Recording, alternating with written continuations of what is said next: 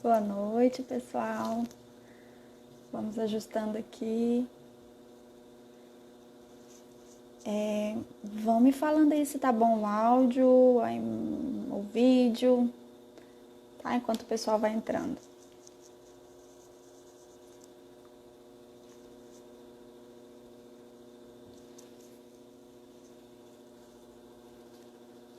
Estão ouvindo direitinho?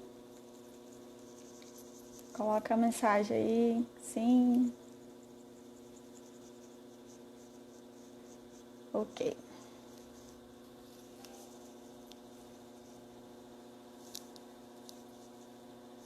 Oba, beleza.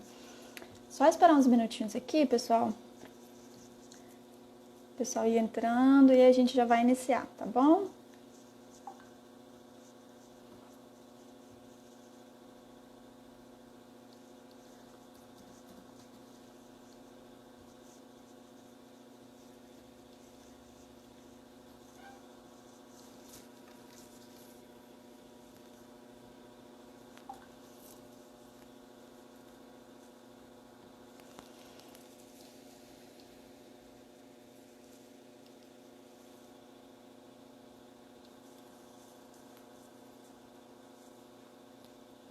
Nossa live está marcada para as 19 horas. Aqui no meu relógio falta 2 minutinhos. Só aguardar um minutinho para a gente ir iniciando.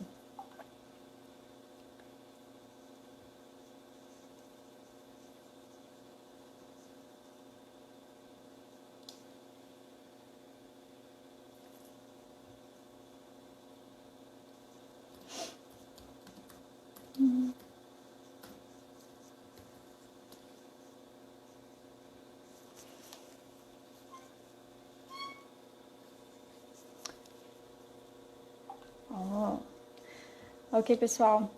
Olha só, a Laís chegou.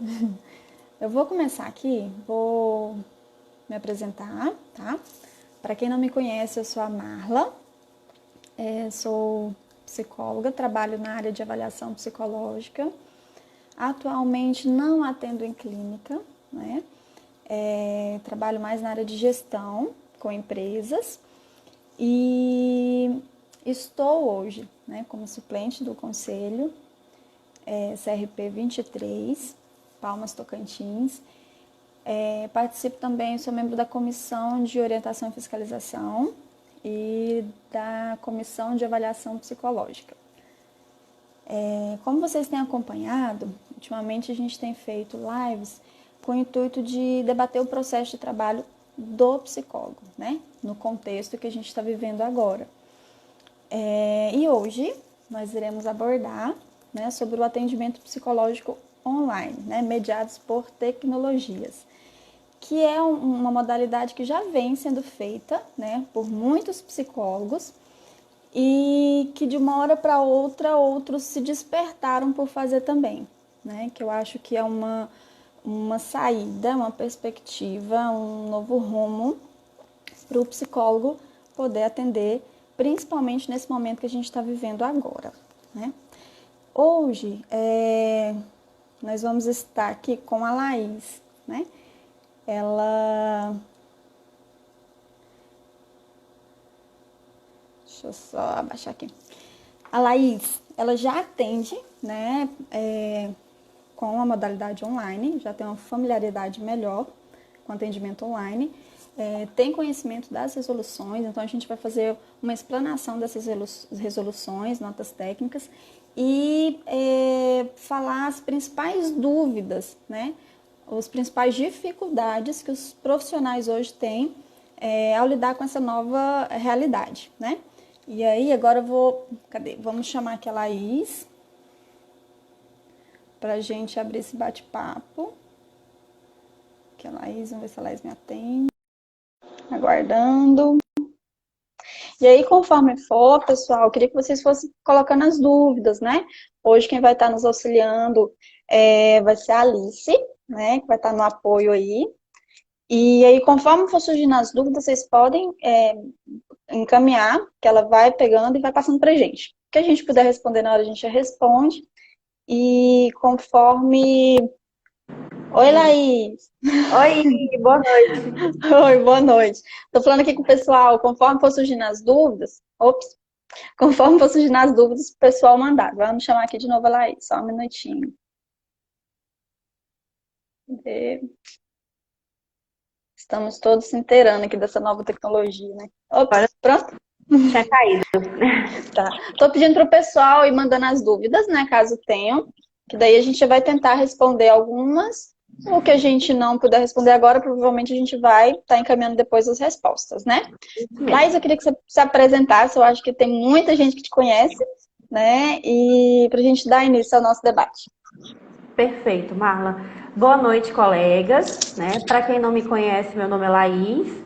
Sou psicóloga, atualmente orientadora fiscal do Conselho de Psicologia aqui do Tocantins e trabalho com atendimento clínico e avaliação psicológica.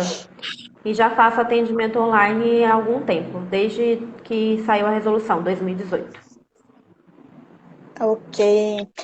Vamos lá.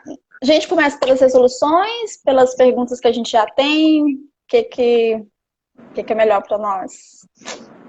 Eu acho que nós podemos começar conversando sobre as resoluções mesmo e a gente Vamos vai lá. respondendo as perguntas conforme for surgindo o assunto. Ok, Caso então vamos tenha. lá. Vamos lá.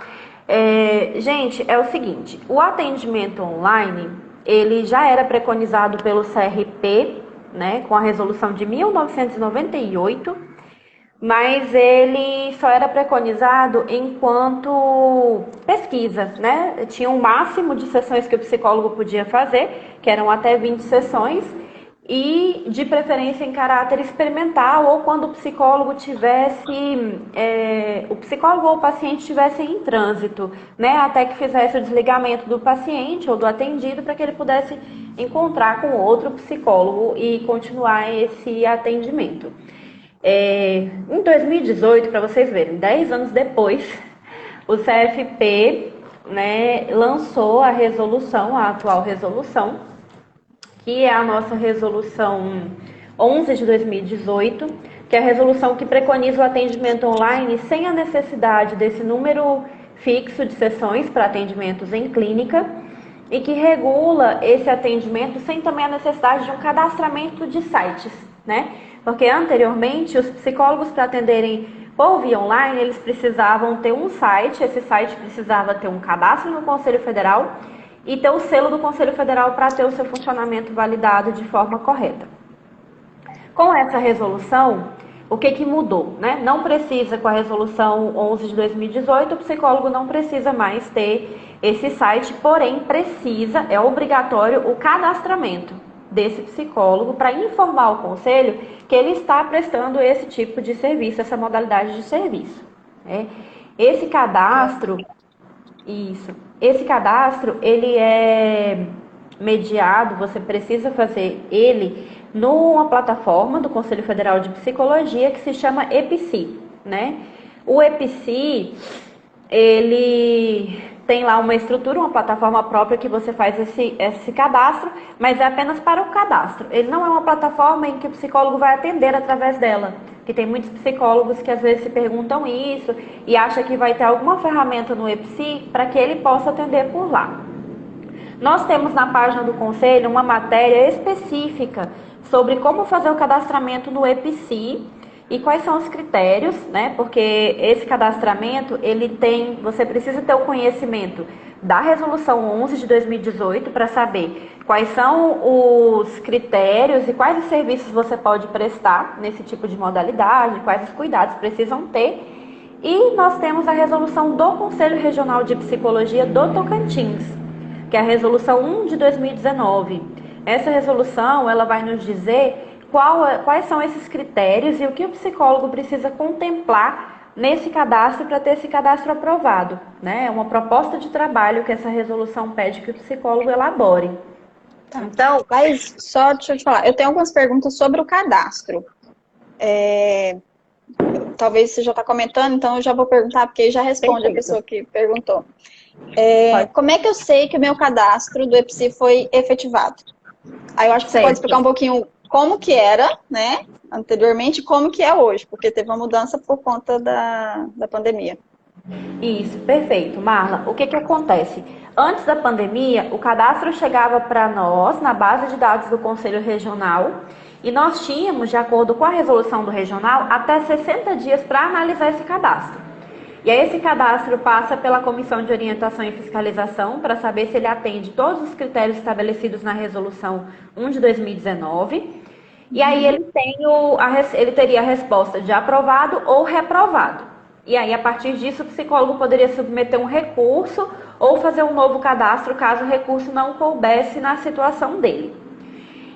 Com a questão da pandemia, o nosso sistema, o EPSI, ele teve um boom de acessos, né? Então, assim, enquanto a gente tinha em média aí 2, 3 cadastros por mês no EPSI, nós tínhamos 20, 30 cadastros por dia no nosso sistema do EPSI.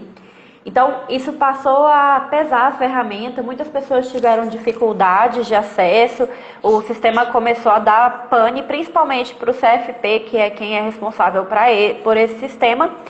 E aí, com isso, a gestão do Conselho Federal resolveu, através da Resolução 4 de 2020, alterar a obrigatoriedade de o psicólogo esperar o retorno do conselho para começar a atender.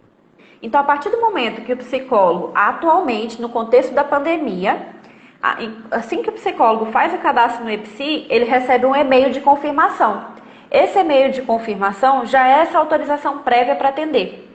Ele não precisa, nesse período, ele não vai precisar esperar o parecer do regional para esse atendimento, né? Porque se a gente for analisar esses cadastros e esses cadastros estiverem de alguma forma inconsistentes ou faltando alguma coisa, a gente vai ter que reprovar esse cadastro e vai impedir o psicólogo de atender, porque com o cadastro reprovado ele não pode atender e a orientação do Conselho Federal nesse período de pandemia é que os psicólogos podem atender sem esse parecer.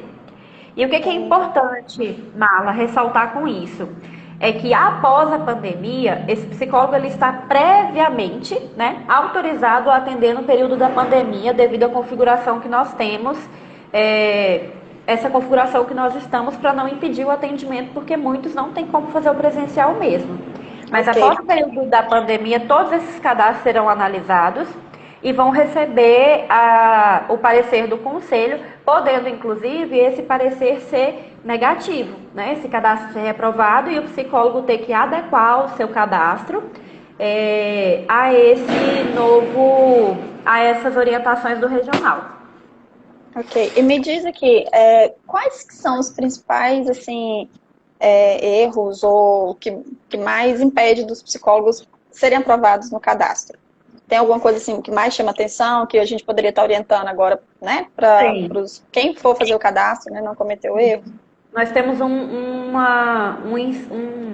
insistentemente um erro que vem acontecendo, é que às vezes na resolução 1 de 2019 preconiza que o psicólogo tem que informar o endereço onde atende, o endereço físico, porque esse endereço precisa estar disponível para o conselho num caso de uma possível fiscalização, né, para saber se de onde ele está transmitindo as sessões ele tem condição de realizar esse serviço.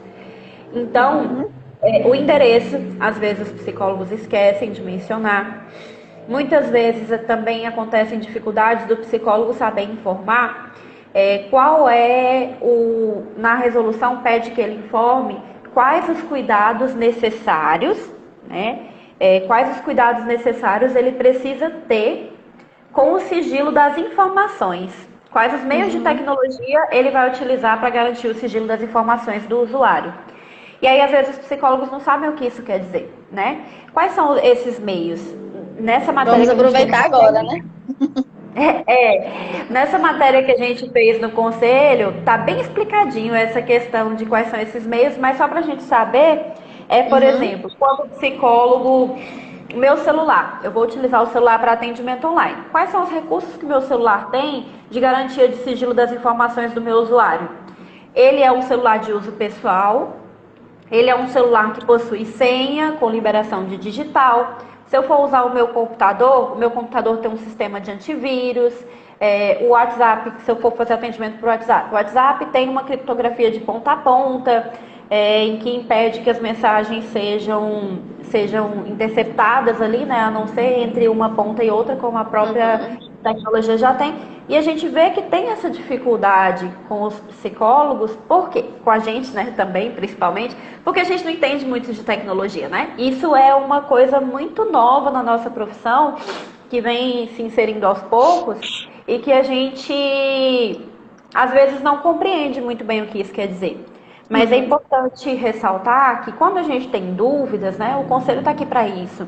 Então, se você leu a resolução, não entendeu o que isso quer dizer, muitas vezes é melhor você perguntar, mandar um e-mail tentando elucidar o que aquele artigo da resolução está querendo dizer, do que você submeter o cadastro e correr o risco de reprovar, né? Então, a gente está sempre disponível para orientar antes do psicólogo colocar o cadastro lá, para que esse cadastro tenha mais chances de ser aprovado de uma primeira vez do que ter que ficar corrigindo e corrigindo os cadastros. Ok. São esses principais. E mais um, que eu me lembrei aqui agora. A resolução pede também que o psicólogo diga como que ele vai informar o usuário, né, o paciente dele, cliente, enfim, a terminologia que o psicólogo utilizar, como que ele vai fazer essa informação sobre como esse cliente dele vai garantir o sigilo das informações. E aí o psicólogo vai dizer se vai ser por meio de contrato, se vai ser enviado um e-mail. A gente sempre orienta que seja por meio de contrato, né? Em que esteja muito claro todas as questões de atendimento, de sinal, de tempo de duração, que o profissional, que a pessoa, ao submeter a esse tipo de atendimento, ele também tem responsabilidade sobre o sigilo, sobre a sua imagem. Então, não pode fazer print, não divulgar nas redes sociais, não gravar. Isso tudo precisa ficar muito claro para o paciente o usuário que vai adentrar esse tipo de serviço. Ok. Laís, vamos aproveitar aqui. Tem algumas perguntas. Quais plataformas digitais recomendadas para o atendimento? Acho que às vezes o psicólogo fica procurando qual que seria o ideal, né? O mais confiável, o mais seguro. Como que é isso? Certo. O conselho, ele não submete ou ele não sugere nenhuma plataforma ou aplicativo. O que a gente orienta é que ao escolher a plataforma ou o aplicativo em que vai utilizar, que o psicólogo possa entender dessa ferramenta e verificar quais as condições de segurança que ela dispõe, né? Nós tivemos há uns dias atrás, inclusive, uma matéria no nosso próprio site do Conselho, porque o aplicativo Zoom, que muitos psicólogos estavam utilizando, foi envolvido numa repercussão sobre vazamento de informações não autorizadas pelo usuário. Então, o psicólogo, ao escolher a ferramenta, ele precisa estar atento, né, a essa funcionalidade, a saber o que essa ferramenta dispõe para a segurança dos seus usuários. E aí, isso aí fica a critério do profissional, né? Aquilo que for melhor para ele. Muita gente pergunta assim, pode atender pelo WhatsApp? Pode atender pelo WhatsApp, pode fazer atendimento pelo Instagram, por Skype, né? Pelo Google Meet, pelo Hangouts. E existem plataformas, né? Que o psicólogo se inscreve lá, paga por elas também, e que tem salas de bate-papo exclusivas para cada atendimento. Então, isso vai depender da afinidade do psicólogo, da familiaridade que ele tem com essas ferramentas e o que ele considera que seja seguro e que seja uma boa ferramenta para ele utilizar. Levando em consideração a segurança das informações, qualquer ferramenta pode ser utilizada. Ok. Tem duas perguntas aqui sobre hospitalar. Thaís Brito. Qual a diferença das resoluções de atendimento online da clínica e do hospitalar? E a outra pergunta, vou falar as duas, talvez pode complementar uma. E a Ana Luísa, isso. Para quem trabalha nos hospitais, também poderá usar esse novo atendimento durante essa pandemia? Bem, meninas, vamos lá, a primeira pergunta, né? Não existe diferença substancial. A resolução, e até fazer uma correção, né? A gente pegou esse hábito de dizer resolução para atendimento online, mas não é. É resolução para atendimento por meio de tecnologias da comunicação e informação. O que quer Que dizer não isso? inclui só a clínica, né? Só o Não atendimento inclui só a clínico, na verdade. clínica e que não inclui só o atendimento via internet. Se o psicólogo for fazer um atendimento por telefone, por exemplo, se ele for fazer telemonitoramento, que tem muitos psicólogos de plano de saúde fazendo isso, que às vezes o paciente não dispõe de uma internet e faz atendimento via telefone, ou via mensagem, ou via e-mail, né? Existem uma infinidade de tecnologias que a gente pode utilizar. Todos esses profissionais são regidos por esses tipos de atendimento, são regidos pela mesma resolução, né? Que é a 11 de 2018. Então não existe diferença, essa resolução ela não foi feita, apesar de parecer muito, né? A terminologia que a gente utiliza e a gente pensar nos atendimentos, não existe uma restrição para a clínica, não é uma resolução específica para a clínica, né? Psicólogos que atendem num CRAS, psicólogos que atendem num hospital, psicólogos que atendem em vários contextos que disporem das ferramentas para isso, eles podem sim prestar esse tipo de atendimento, só precisa isso estar de acordo, né? Os profissionais que forem prestar estarem com o seu cadastro em dia e disporem das ferramentas, né? Então, assim, muitas vezes a gente sabe que os psicólogos que trabalham principalmente nas políticas públicas, eles, se quiserem às vezes dispor desse recurso, eles terão que dispor dos recursos próprios, né? Da sua própria internet da sua casa, do seu telefone particular. Às vezes o município não vai te fornecer isso para que você possa entrar nesse tipo de modalidade. Mas se você estiver disposta a utilizar seus próprios recursos, fica ao critério do profissional. E se o gestor, né, o chefe no caso, dispor dessas condições, não tem problema de fazer, né?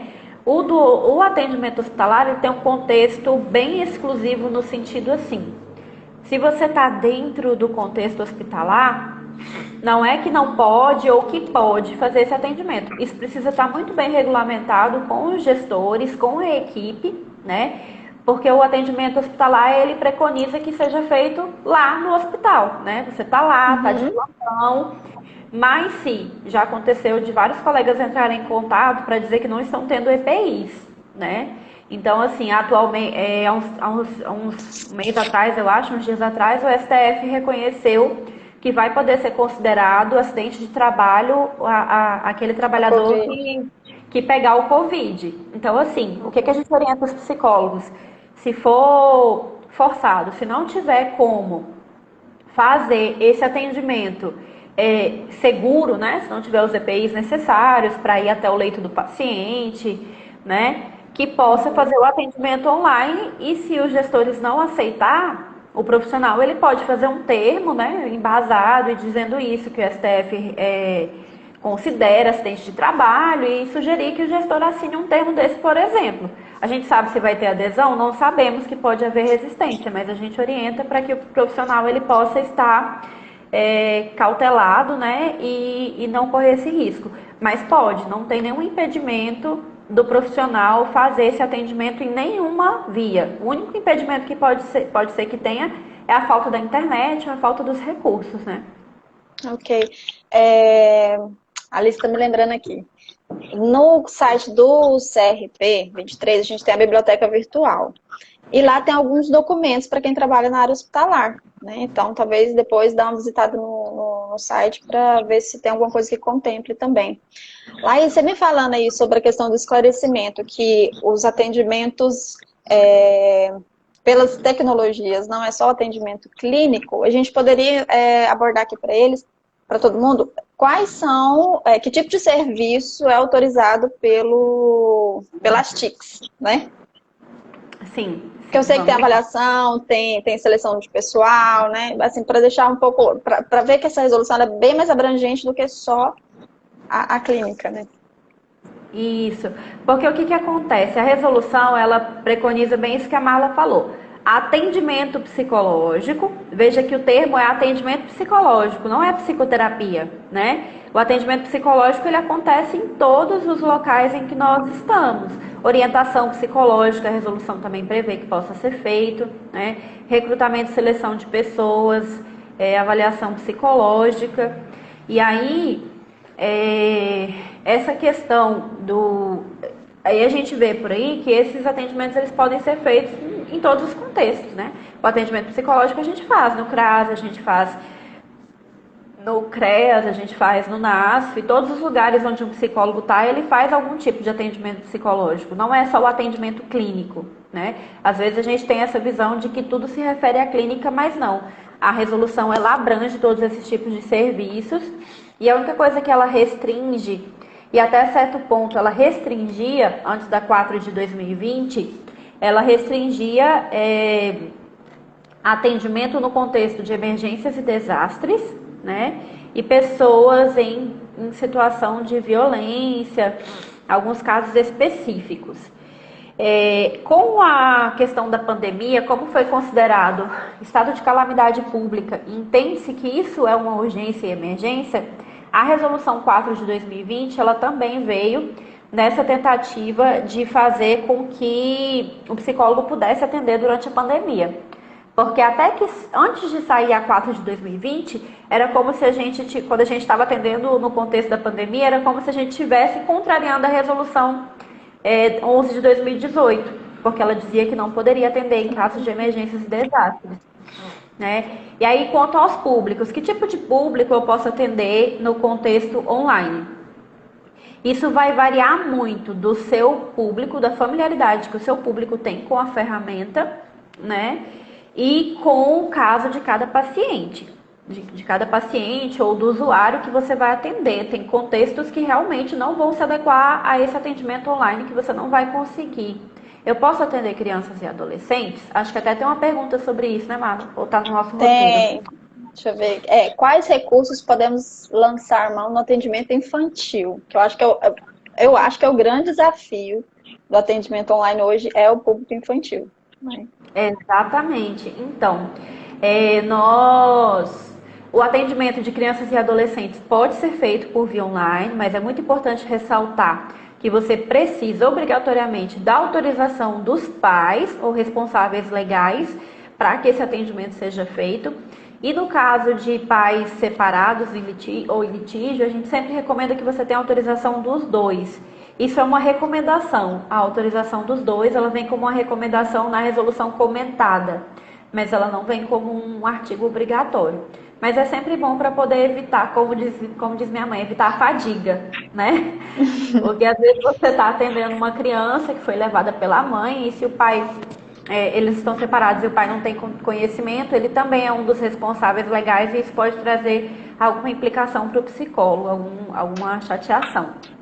E aí, quanto aos recursos para atender criança, eu não tenho experiência com atendimento de criança, eu atendi pouquíssimo na época que eu atendia clínica, no início dos atendimentos ainda, não atendo mais criança, mas eu perguntei para uma colega nossa da COF, a psicóloga Edjane Bonfim, que é nossa colaboradora na COF, inclusive também, nossa querida, que atende especificamente público infantil, e ela nos deu algumas dicas, né?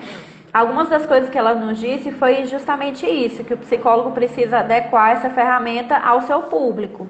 Então, se a sua criança é uma criança muito pequena, a sugestão que ela deu foi que esse atendimento fosse focado na orientação dos pais, né? Passar, de repente, alguma atividade para os pais, alguma coisa que eles possam trabalhar com as crianças em casa, com a criança em casa.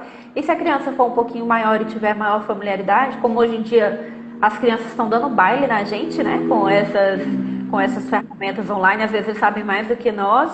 Então, talvez possa adequar e a depender da demanda do usuário do serviço, né? Se for, por exemplo, uma pessoa que seja extremamente ansiosa ou que tenha um déficit de atenção e hiperatividade, muito provavelmente você não vai conseguir prender ela no telefone ou no computador e vai ter que pensar em outros recursos.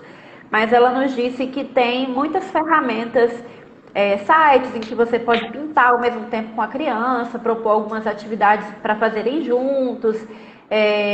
Lembrando que ela falou, né? Lembrando que toda brincadeira, toda atividade lúdica dentro da clínica infantil, ela tem um fundo terapêutico, ou para interagir com a criança, ou para o psicólogo observar e colher dados. Então, buscar essas ferramentas e utilizar da criatividade talvez seja um recurso que o psicólogo possa utilizar nesse contexto.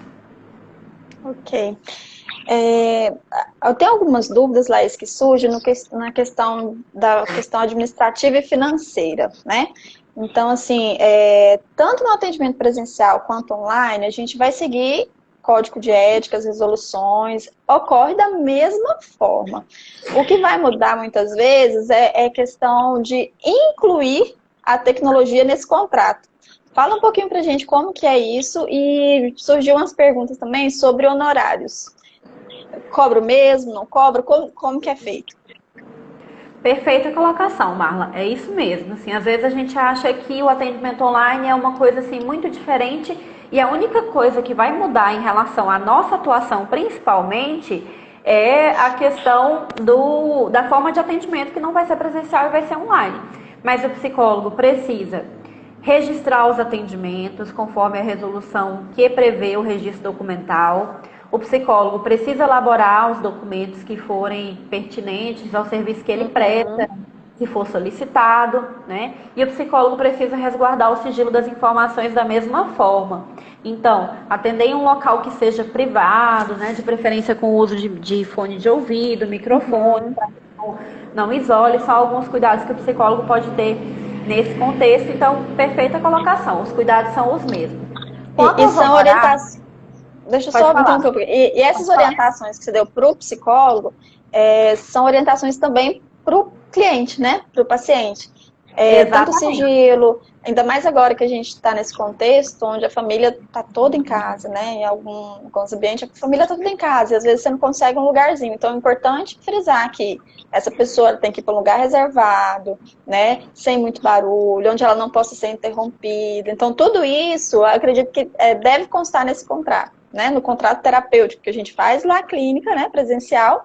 E no contrato terapêutico online também. Então a gente vai resguardar a questão de horário, né? Existe um horário, o tempo de sessão, a falta, né? Como que vai proceder com isso. Então, lembrar sempre de fazer essas orientações para o cliente antes de iniciar a terapia em si, né, Laís? Exatamente, Marla. Por isso que a gente sempre orienta que faça o contrato, né? Porque são muitos detalhes que às vezes podem ficar perdidos, aí o psicólogo só se atenta a isso quando vem o problema, né? De repente você marca uma sessão online ou um atendimento psicológico online e aí teu paciente não conecta no horário, atrasa, ou esquece, ou fica desmarcando, e isso pode te trazer prejuízos porque você reservou, da mesma forma da clínica, né? Você reservou aquele tempo, você preparou aquela sessão, então isso precisa estar muito bem amarrado. Quanto aos honorários, fica a critério do psicólogo, né? Assim, você não vai ter o seu... Muitos psicólogos não têm economia nenhuma com atendimento online, porque eles estão transmitindo da sua própria clínica. Então, continuam pagando o aluguel, né?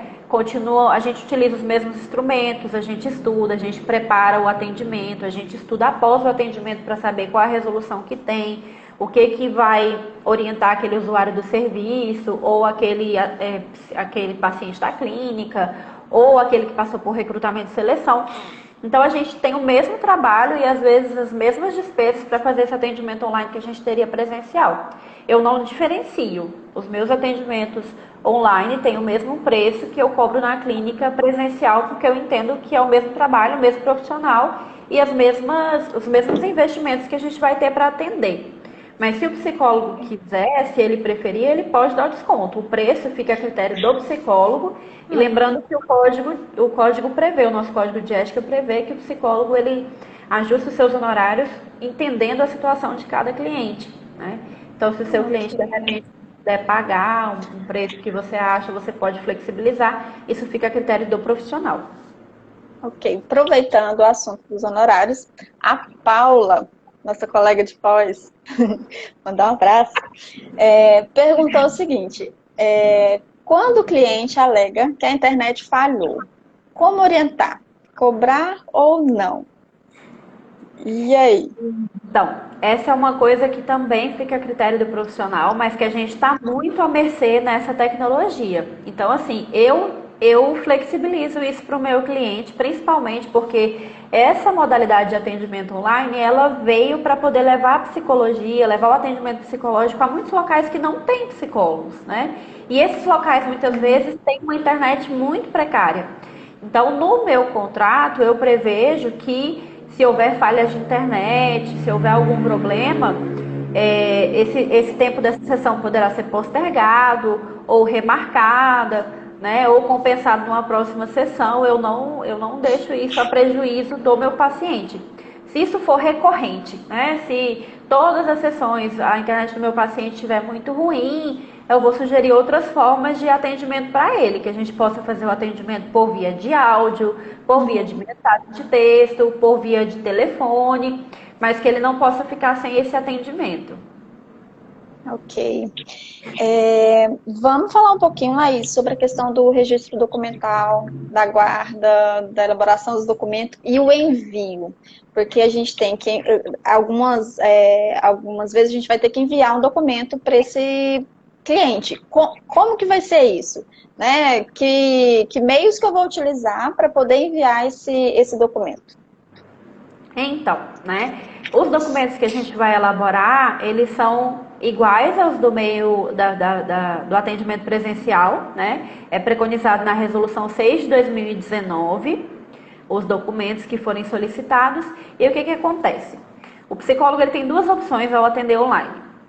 Se ele optar por fazer o envio desses documentos online, ou seja, enviar esses documentos via e-mail, via WhatsApp, ou via o aplicativo ou plataforma que ele for utilizar, a resolução ela diz que o psicólogo precisa ter assinatura digital. A assinatura digital não é aquela digitalizada, não é aquela que a gente tira a fotinha, recorta, tira a fotinha e cola lá no documento, não é. A assinatura digital e é no aquela PDF encaminha. Isso, não é essa. Por quê? Porque isso é muito frágil, né? Pode ser muito alvo de fraude. E qualquer pessoa pode recortar sua assinatura, colocar em outro lugar e fazer com que isso acabar atrapalhando, né? Então, é a assinatura com certificação digital, aquela que você vai... Tem várias empresas que oferecem, aí você paga e vem uma certificação embaixo do seu documento com a numeração que valida cada página do teu documento, né? Então é importante que o psicólogo tenha essa assinatura. Se ele não quiser ter essa assinatura, ele terá que fazer esse envio via correios, de preferência com AR, que é aquele aviso de recebimento. Que aí você sabe quando o seu cliente recebeu lá, mas aí essa questão do correio às vezes difícil, porque acaba que pode ser que aconteça algum problema, outra pessoa receba, enfim. Então, é melhor que o psicólogo que vá atender nesse meio, ele possa ter a certificação digital. Ok.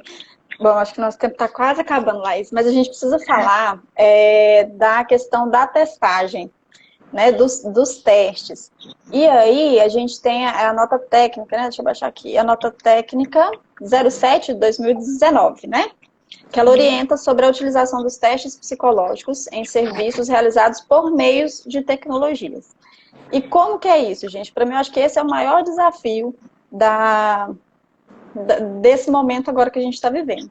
Então, essa nota técnica, ela trouxe duas questões bem esclarecedoras, né? Ela aborda, primeiro, a diferença entre a aplicação informatizada e a aplicação online remota, né?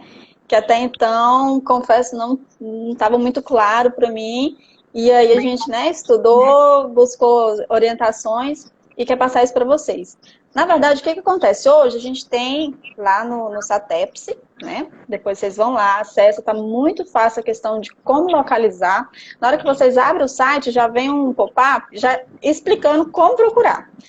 Então, assim, a aplicação informatizada são testes que você pode fazer via computador, só que com a presença do psicólogo. Se eu não me engano, na pesquisa que eu fiz, hoje a gente tem,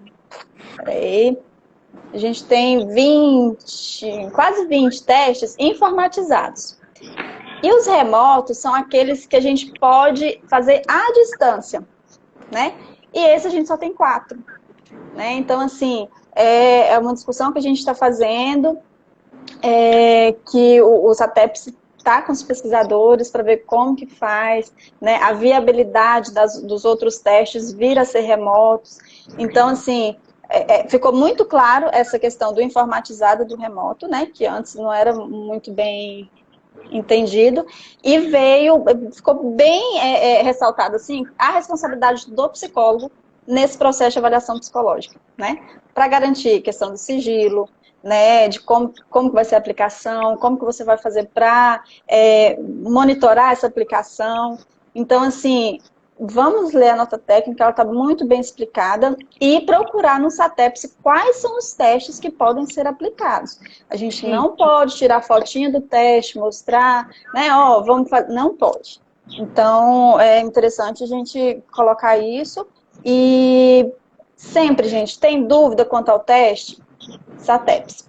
Se você tem o teste, quer saber se ele é informatizado, online, procura no manual, tem as informações.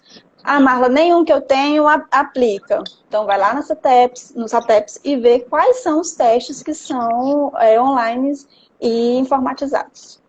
Né, Laís? Perfeito. Aí, só para complementar o que você falou, né? A diferença do informatizado e do remoto é que o informatizado é aquele que você pode aplicar na presença do psicólogo, ou seja, o psicólogo lá te entrega o tablet ou está com o computador e acessa e você responde lá na presença do psicólogo. O remoto é aquele que a gente envia o link e aí a pessoa responde sem a presença do psicólogo. E a gente tem pouquíssimos testes para essa modalidade remota, então é um desafio que a gente tem, que bem a Marla falou, que está sendo acelerado. Mas é questão de tempo, eu acredito. Tem uma última pergunta aqui, Laís. Cadê? Diga. Em relação à perícia psicológica, há alguma implicação? Não me sinto segura para fazer de forma remota. A Isabel perguntou.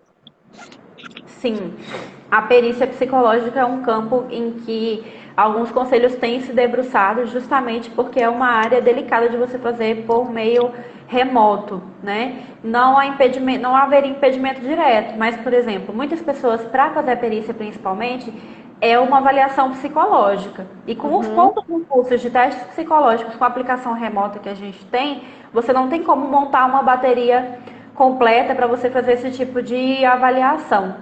Mas dentro dos recursos que tem, seria possível fazer a depender da demanda que tem, né, da demanda que é essa perícia, mas é uma coisa que fica difícil.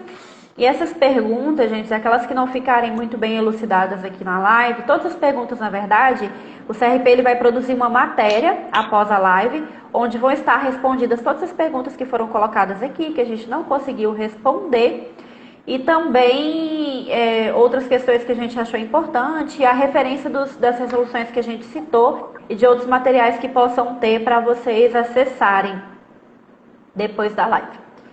E por último, antes de acabar o nosso tempo, que o Instagram vai derrubar a gente, Vai. Eu queria agradecer a todo mundo que esteve aqui. Essa live vai ficar disponível nos nossos canais de comunicação, Facebook, Instagram, no IGTV, né? E no YouTube. E rapidinho, lembrar, gente, sobre a publicidade profissional. Tomem muito cuidado. Sim, verdade. A forma como vocês colocam isso nas redes sociais, né? Sempre primar por ter um perfil profissional e um perfil pessoal, evitar de ficar misturando as duas informações. E sempre que for fazer qualquer tipo de comunicação em nome da psicologia, você precisa falar coisas que estejam pautadas na ciência psicológica, né, que tenham referência do que você está falando, e lembrar do nosso princípio básico da publicidade profissional, que está lá no nosso Código de Ética, né, que é o artigo 20 do nosso Código de Ética, que diz o que o psicólogo precisa levar em consideração nessa publicidade profissional. A gente tem recebido muitas demandas de publicidade irregular nas redes sociais, então é excelente e muito importante que o psicólogo se aproprie dessas regras sobre publicidade, né, colocar o nome completo, colocar referência naquilo que diz, né? E a Alice está dizendo aqui para nós que no nosso site também tem disponível uma biblioteca digital para os psicólogos, né? Então lá você consegue acessar Essa biblioteca digital vai estar disponível todos os documentos citados nas lives. Em todas as lives que a gente produziu, esses documentos vão estar linkados lá, então vocês vão conseguir acessar essa biblioteca e puxar essas resoluções, os livros que tiverem, e aí vão conseguir se orientar melhor. E qualquer dúvida, gente, nós estamos à disposição, a Comissão de Orientação e Fiscalização, né, Marla? A gente sempre tenta atender vocês da melhor maneira possível. Nesse período de pandemia, a gente teve um volume muito grande de tudo, né? De orientação, de solicitações. Então, às vezes, vocês mandam um e-mail, não responde de pronto, demora um pouquinho, mas a gente tenta agilizar o máximo possível para poder atender vocês e vocês terem segurança no fazer da psicologia e terem menos risco de cometer algum erro. Ok, e lembrando que o funcionamento do CRP, ele está remoto, né? Então, a gente geralmente tem uma ou duas pessoas, se eu não me engano, né, Laís? Para a questão do telefone, né? Então, eles vão atender por telefone das 10 às 16 horas. E tem o e-mail também. O e-mail é fiscalizacão, sem ser cedilha, né? E sem o tio, fiscalizacão@crp23.org.br, tá? O CRP, a gente procura, né, em todo tempo, estar muito próximo da categoria. Na dúvida, publico, não publico, como que eu faço? Posso colocar isso? Não. Pergunte, manda um e-mail, né, liga lá, pede para falar com um de nós. A gente está sempre pronto para poder receber. Como a Laís falou, se a gente não puder responder na hora, provável que a gente responde posteriormente. Mas não vamos fazer coisas erradas por não perguntar. Não vamos publicar na dúvida ou emitir um documento na dúvida por não perguntar. Porque a gente tem as orientações, tem a biblioteca virtual, tem material nosso, tem a SATEP, o SATEPS, tem o CFP. Então, assim, a gente tem muito material, né? Então, assim, não faça na dúvida, né? E eu acho que é isso, gente. Só para complementar. Pode concluir. Tá acabando? Falta 3 minutinhos. Tô com medo de cair, não cair. Faltou a gente falar do cadastro que o CRP formulou para os casos em que tenham inconsistências no EPSI. Ah, sim, verdade, o simplificado. Isso, o do CRP, fora o simplificado, o simplificado a gente já explicou. O do CRP é o seguinte, é a portaria 007 de 2020, em que o CRP disponibilizou um formulário no Google Docs para os psicólogos que tiverem problema com EPSI. Porque o que acontece? A nossa base de dados, às vezes, ela demora a subir do regional para o nacional. Então, às vezes, o psicólogo trocou de e-mail, trocou alguma informação, e quando ele insere esses dados no EPSI, ele não dá inscrição não encontrada. E aí o psicólogo não consegue avançar. Para esses casos, o CRP preconizou esse cadastro, que o psicólogo vai poder entrar lá, né, tem uma portaria específica, e aí o psicólogo pode acessar, é só colocar online lá tem um xizinho no canto direito da tela do conselho, aí ele escreve lá online. Aí ele vai aparecer lá, CRP, adequa medidas necessárias para atendimento online. E aí ele vai entrar lá, vai ter o link do cadastro e o link da portaria para ele fazer esse cadastro, caso ele não consiga fazer no EPSI. Para que não possa prejudicar os psicólogos nesse momento por um problema do sistema que às vezes dá essa inconsistência. Então, tem tanto o cadastro no EPSI, para aqueles psicólogos que conseguem e não estão com nenhum problema de cadastro nacional ou de atualização cadastral, e tem a opção de fazer o cadastro lá com o CRP, que é uma portaria específica para esse período de pandemia e que também após a pandemia o psicólogo vai ter que fazer o do EPSI. Então, o psicólogo quer fazer só o atendimento nessa época de pandemia, depois não vai fazer mais, ele pode fazer esse cadastro nosso lá também, porque ele só vai valer durante a pandemia, depois da pandemia vai ter necessidade de fazer no EPSI. Ok, não, vou ter que pedir mais tempo depois, né, Laís? Vamos. Bom, pessoal, só lembrando, reforçando o que a Laís falou, vai ficar gravado, compartilhem, né? Não só essa, todas as lives que estão sendo feitas, né, estão ficando gravadas, né, no YouTube, no IGVT, no Face, no Instagram, então em todas as redes sociais do Conselho. Quero agradecer a todos pela participação, né? É sempre uma honra estar representando o Conselho. É uma felicidade, né, Laís? A gente que está aqui há muito tempo vê evolução, então isso é muito gratificante, né? A Paula está aqui então, fazer outra live. Pois é, teve vários colegas, amigos de referência, né? Que a gente ficou muito feliz em estar juntos. O tempo está acabando, Provavelmente vamos ter outra, né, Laís? Vamos pedir para falar mais coisas. Acho que precisa. Eu falei E pra mandem Marla, sugestões, né? né? Isso. Vocês podem comentar, colocar aqui, manda no direct do conselho ou mesmo no nosso e-mail sugestão de temas que vocês acham importante a Isso. COF abordar, para que a gente possa estar aqui batendo esse papo com vocês, porque é de extrema importância a participação e que vocês estejam seguros, principalmente para poder fazer esses atendimentos. E é isso, nós agradecemos a presença de todos. Coloquem aí as suas sugestões, se gostaram, se não gostaram, o que a gente pode melhorar, né, Marla? E é sempre um prazer compartilhar conhecimento com vocês e estar aqui batendo um papo. Então, bora. Eu vou desligar para eles não caírem em nós, né? É verdade. Tchau. Tchau, gente. Um abraço. Obrigada. Tchau, Boa noite obrigada. a todos. Boa noite. Beijo. Beijo.